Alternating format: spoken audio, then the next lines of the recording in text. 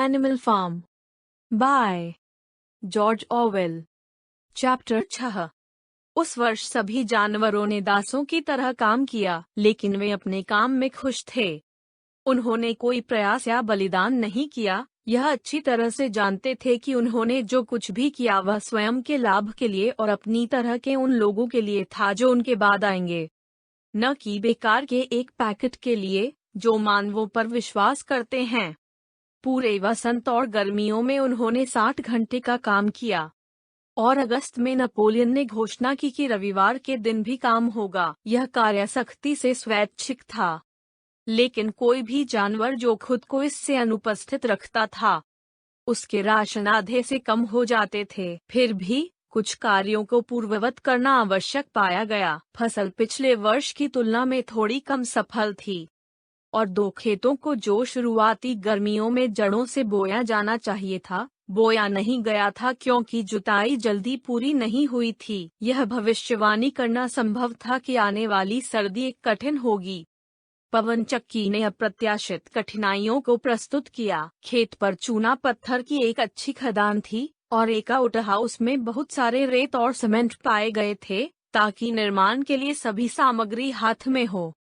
लेकिन जानवरों को पहले हल करने में समस्या यह नहीं थी कि पत्थर को उपयुक्त आकार के टुकड़ों में कैसे तोड़ा जाए। ऐसा लगता है कि ऐसा करने का कोई तरीका नहीं था, सिवाय पिक्स और क्राउबर्स के, जिन्हें कोई भी जानवर इस्तेमाल नहीं कर सकता था, क्योंकि कोई भी जानवर अपने पैरों पर खड़ा नहीं हो सकता था।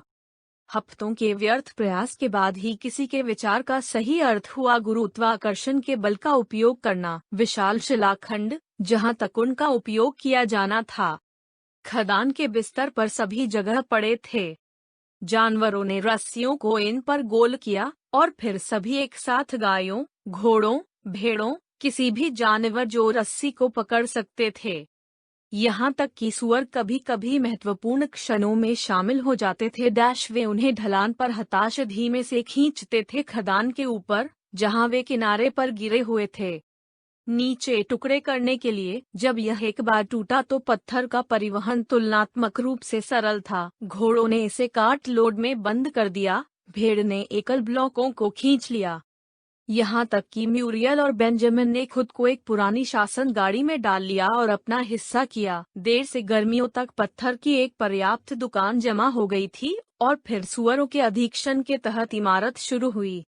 लेकिन यह एक धीमी, श्रमसाध्य प्रक्रिया थी। अक्सर इसे खदान के शीर्ष पर एक एकल बोल्डर को खींचने के लिए पूरे दिन की थकावट का प्रयास किया जाता था, और कभी कभी जब इसे किनारे पर धकेल दिया जाता था तो यह टूटने में विफल रहता था। बॉक्सर के बिना कुछ भी हासिल नहीं किया जा सकता था, जिसकी ताकत बाकी सभी जानवरों के बराबर लगती थी। जब बोल्डर खिसकने लगा और जानवरों ने निराशा में चिल्लाते हुए खुद को पहाड़ी से नीचे खींच लिया, तो यह हमेशा बॉक्सर था जिसने रस्सी के खिलाफ खुद को तनाव में रखा और बोल्डर को रोक दिया। ढलान को इंच से ऊपर उठाते हुए देखने के लिए, उसकी सांस तेजी से आ रही है, उसके खुरों के पंजे जमीन पर टिके हुए हैं, और पसीने से लथपथ उसके महान पक्षों ने सभी को प्रशंसा से भर दिया है। क्लोवर ने उन्हें चेतावनी दी कि कभी कभी खुद को ओवरस्ट्रेन न करने के लिए सावधान रहें, लेकिन बॉक्सर कभी भी उनकी बात नहीं सुनेंगे। उनके 2 नारे, मैं और कड़ी मेहनत करूंगा और नेपोलियन हमेशा सही होता है, उसे सभी समस्याओं का पर्याप्त जवाब लगता था। उसने कॉकरेल के साथ आधे घंटे के बजाय सुबह में 3/4 घंटे पहले कॉल करने की व्यवस्था की थी, और अपने खाली क्षणों में, जिनमें से आजकल बहुत सारे नहीं थे, वह अकेले खदान में चले जाते थे, टूटे हुए पत्थर का एक भार इकट्ठा करते थे और इसे पवन चक्की की जगह पर नीचे खींचते थे। जानवरों को उनके काम की कठोरता के बावजूद पूरी गर्मियों में बुरी तरह से बंद नहीं किया गया था। अगर उनके पास जोन्स के दिन में जितना भोजन था उससे कम नहीं था, तो कम से कम उनके पास भोजन नहीं था, केवल खुद को खिलाने के लिए, और साथ 5 असाधारण मनुष्यों का समर्थन नहीं करने का लाभ इतना महान था कि इसे पछाड़ने में बहुत सारी असफलताएं मिलीं, और कई मायनों में चीजों को करने का पशु तरीका अधिक कुशल और बचा हुआ श्रम था। उदाहरण के लिए, निराई के रूप में इस तरह की नौकरियों को मानव के लिए असंभव पूरी तरह से किया जा सकता है। और फिर, चूंकि अब कोई जानवर नहीं चुराता था, इसलिए कृषि योग्य भूमि से चरागाह को बंद करना अनावश्यक था, जिससे हेजेज और फाटकों के रखरखाव पर बहुत श्रम बचा। फिर भी, जैसा कि गर्मियों में पहना जाता है, विभिन्न अप्रत्याशित कमी ने उन्हें खुद को महसूस करना शुरू कर दिया। घोड़ों के जूतों के लिए पराफिन तेल, नाखून, स्ट्रिंग, कुत्ते के बिस्कुट और लोहे की आवश्यकता थी, जिनमें से कोई भी खेत पर उत्पादन नहीं किया जा सकता था। बाद में विभिन्न साधनों के अलावा बीज और कृत्रिम खादों की भी आवश्यकता होगी, और अंत में पवन चक्की के लिए मशीनरी। ये कैसे खरीदे जाने थे, कोई कल्पना भी नहीं कर सकता था। एक रविवार की सुबह, जब जानवर अपने आदेश प्राप्त करने के लिए इकट्ठे हुए, नेपोलियन ने घोषणा की कि उसने एक नई नीति का फैसला किया है। अब से पशु फार्म पड़ोसी खेतों के साथ व्यापार में संलग्न होंगे। बिल्कुल नहीं, किसी भी व्यावसायिक उद्देश्य के लिए, लेकिन केवल कुछ सामग्रियों को प्राप्त करने के लिए जो तत्काल आवश्यक थे। पवन चक्की की जरूरतों को बाकी सब कुछ खत्म करना चाहिए, उन्होंने कहा। इसलिए वह घास के ढेर और चालू वर्ष की गेहूं की फसल के हिस्से को बेचने की व्यवस्था कर रहा था, और बाद में, यदि अधिक धन की आवश्यकता होती है, तो इसे अंडे की बिक्री से बनाना होगा, जिसके लिए हमेशा एक बाजार था। विलिंगडन में मुर्गियों ने कहा, नेपोलियन को पवन चक्की के निर्माण के लिए अपने स्वयं के विशेष योगदान के रूप में इस बलिदान का स्वागत करना चाहिए। एक बार फिर जानवरों को एक अस्पष्ट बेचैनी के बारे में पता चला। कभी भी इंसानों के साथ कोई व्यवहार नहीं किया गया, कभी व्यापार में शामिल नहीं किया गया, कभी भी पैसे का उपयोग नहीं किया गया। क्या जोन्स के निष्कासित होने के बाद उस पहली विजयी बैठक में पारित किए गए शुरुआती प्रस्तावों में से नहीं थे?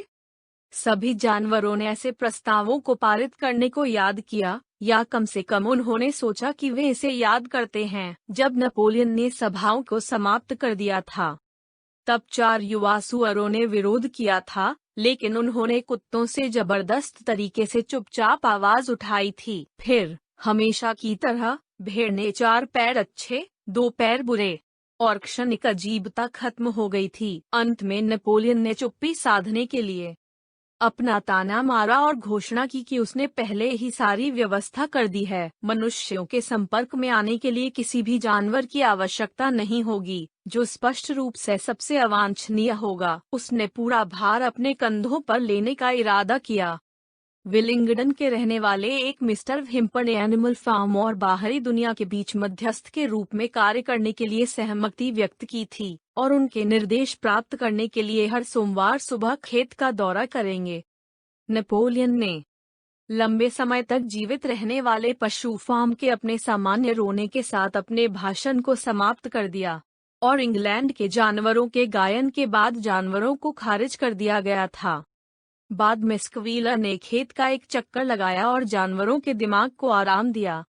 उन्होंने उन्हें आश्वासन दिया कि व्यापार में संलग्न होने और पैसे का उपयोग करने के खिलाफ प्रस्ताव कभी पारित नहीं किया गया था, या यहाँ तक कि सुझाव भी दिया गया था। यह शुद्ध कल्पना थी, शायद स्नोबॉल द्वारा परिचालित झूठ के लिए शुरुआत में पता लगाने योग्य था।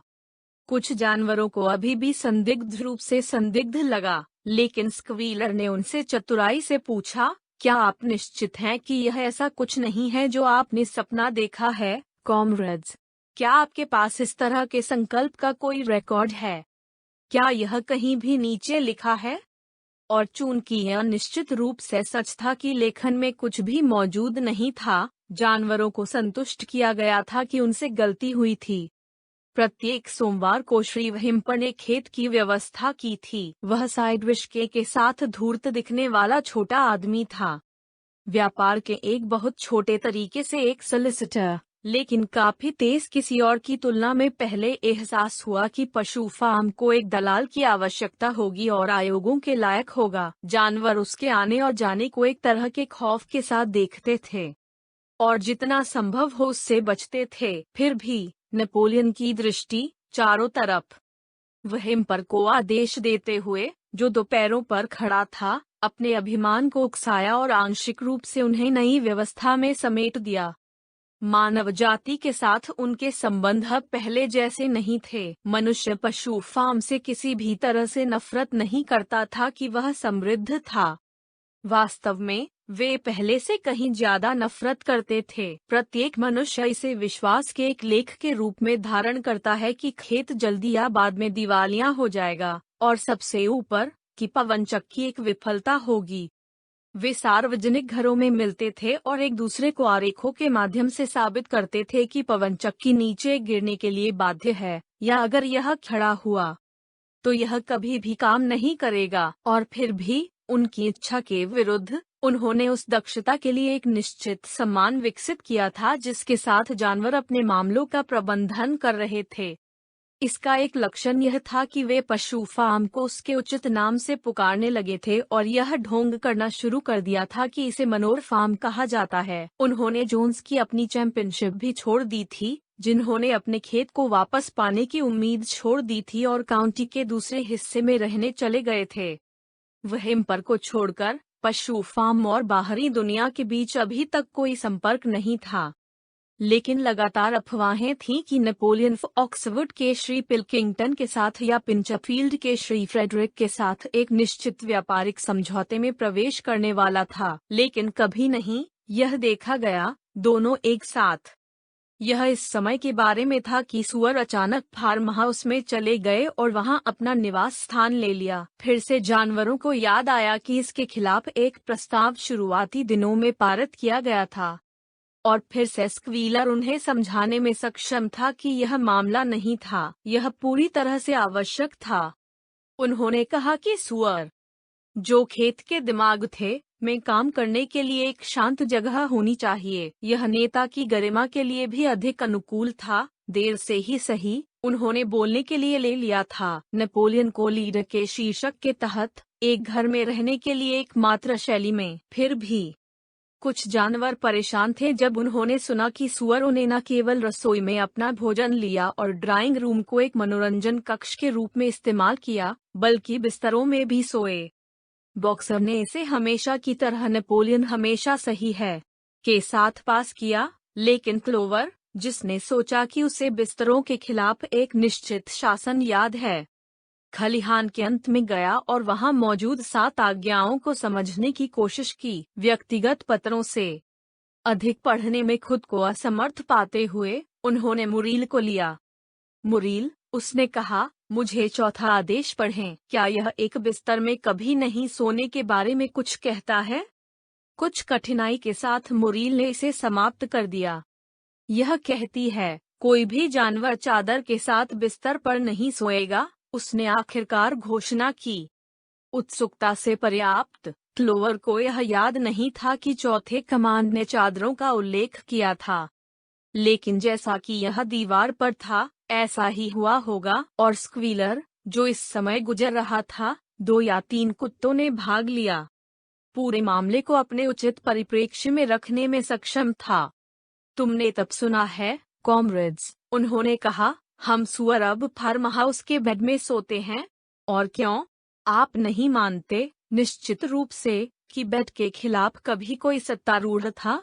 एक बिस्तर का मतलब केवल एक बिस्तर है, सोने के लिए जगह। एक स्टॉल में पुआल का ढेर एक बिस्तर है, ठीक से माना जाता है। नियम शीट्स के खिलाफ था, जो एक मानव आविष्कार है। हमने फार्म हाउस बेड से चादरें हटा दी हैं और कंबल के बीच सोते हैं। और बहुत आरामदायक बेड, वे बहुत अधिक हैं, लेकिन हम की जरूरत से ज्यादा सहज नहीं हैं। मैं आपको बता सकता हूँ, कामरेड, आजकल हम सभी दिमाग की गतिविधियों के साथ काम करना चाहते हैं।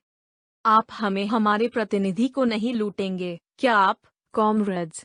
आप हमें नहीं थकाएंगे हमारे कर्तव्यों को पूरा करने के लिए? निश्चित रूप से आप में से कोई भी जोन्स को वापस देखने की इच्छा नहीं करता है।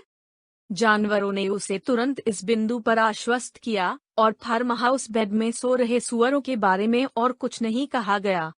और जब कुछ दिनों बाद यह घोषणा की गई थी कि अब से सुअर अन्य जानवरों की तुलना में सुबह में 1 घंटे बाद उठेंगे, तो इस बारे में कोई शिकायत नहीं की गई थी।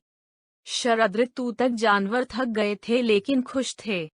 उनके पास एक कठिन वर्ष था और घास और मकई के हिस्से की बिक्री के बाद सर्दियों के लिए भोजन के भंडार कोई भी बहुत सुखद नहीं थे।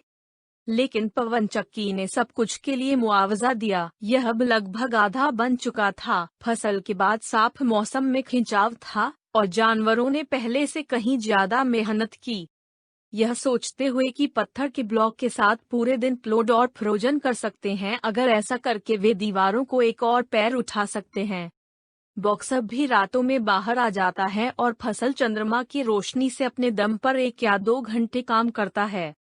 अपने खाली क्षणों में जानवर आधी अधूरी मिल पर गोल गोल घूमते, अपनी दीवारों की मजबूती और लंबावतता को निहारते और आश्चर्यचकित करते हुए कहते हैं कि उन्हें कभी भी कुछ भी ऐसा करने में सक्षम होना चाहिए। केवल पुराने बेंजामिन ने पवन चक्की के बारे में उत्साही बढ़ने से इनकार कर दिया। हालांकि हमेशा की तरह वह उस गुप्त टिप्पणी से परे कुछ भी नहीं बोलेंगे कि गधे लंबे समय तक जीवित रहते हैं।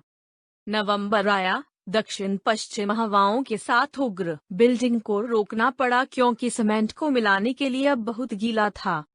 अंत में एक रात आई जब आंधी इतनी हिंसक थी कि खेत की इमारतें अपनी नींव पर पत्थर मारती गई और खलिहान की छत से कई टाइलें उड़ गईं। मुर्गियां दहशत से जाग उठीं क्योंकि उन्होंने एक साथ दूर से एक बंदूक को सुनने के सपने एक साथ देखे थे।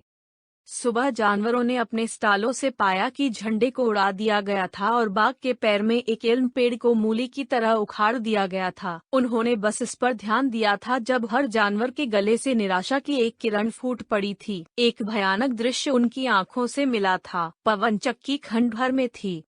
एक समझौते के साथ वे घटनास्थल पर गिर गए। नेपोलियन, जो शायद ही कभी टहलने निकला हो, उन सभी के आगे दौड़ पड़ा। हाँ, यह वहाँ था, उनके सभी संघर्षों का फल, इसकी नींव को समतल किया जो पत्थर उन्होंने तोड़े थे और इतने मजबूती से चारों ओर बिखरे थे। पहली बार बोलने में असमर्थ, वे गिरे हुए पत्थर के कूड़े में विलाप कर रहे थे।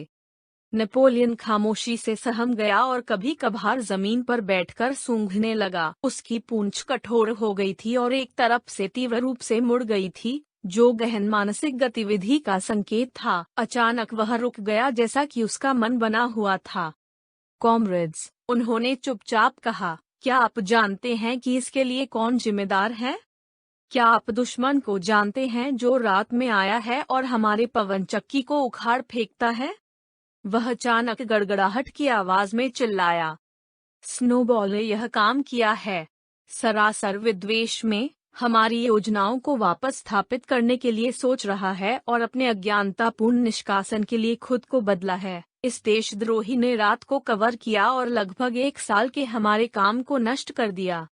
कामरेड, यहाँ और अब मैं उच्चारण करता हूँ, स्नोबॉल पर मौत की सजा। पशु नायक, द्वितीय श्रेणी और किसी भी जानवर को सेब का आधा बुशल जो उसे न्याय दिलाता है। जो कोई भी उसे जिंदा पकड़ता है, उसके लिए एक पूर्ण बुशल। यह जानने के लिए कि स्नोबॉल भी इस तरह की कार्रवाई का दोषी हो सकता है, जानवरों को माप से परे झटका लगा। आक्रोश का रोना था और हर कोई स्नोबॉल को पकड़ने के तरीके सोचने लगा अगर वह कभी वापस आ जाए। लगभग तुरंत ही सुअर के पैरों के निशान गांठ से थोड़ी दूरी पर घास में खोजे गए थे। वे केवल कुछ गज के लिए पता लगाया जा सकता था, लेकिन हेज में एक छेद के लिए नेतृत्व किया। नेपोलियन ने उन पर गहराई से झपकी ली और उन्हें स्नोबॉल होने का संकेत दिया। उन्होंने इसे अपनी राय के रूप में दिया कि स्नोबॉल शायद फॉक्सवुड फार्म की दिशा से आया था। कोई और देरी, कॉमरेड्स। जब पैरों के निशान की जांच की गई तो नेपोलियन रोया, काम किया जाना है। आज सुबह हम पवन चक्की का पुनर्निर्माण करना शुरू करते हैं और हम सर्दियों, बारिश या चमक के माध्यम से सभी का निर्माण करेंगे। हम इस दुखी गद्दार को सिखाएंगे कि वह हमारे काम को इतनी आसानी से पूर्ववत नहीं कर सकता है। याद रखें, कॉमरेड्स, हमारी योजनाओं में कोई फेरबदल नहीं किया जाना चाहिए। उन्हें दिन तक ले जाया जाएगा। Forward, comrades. लंबे समय तक पवन चक्की पर रहें। लंबे समय तक जीवित रहने वाले पशु फार्म। अध्याय का अंत। धन्यवाद।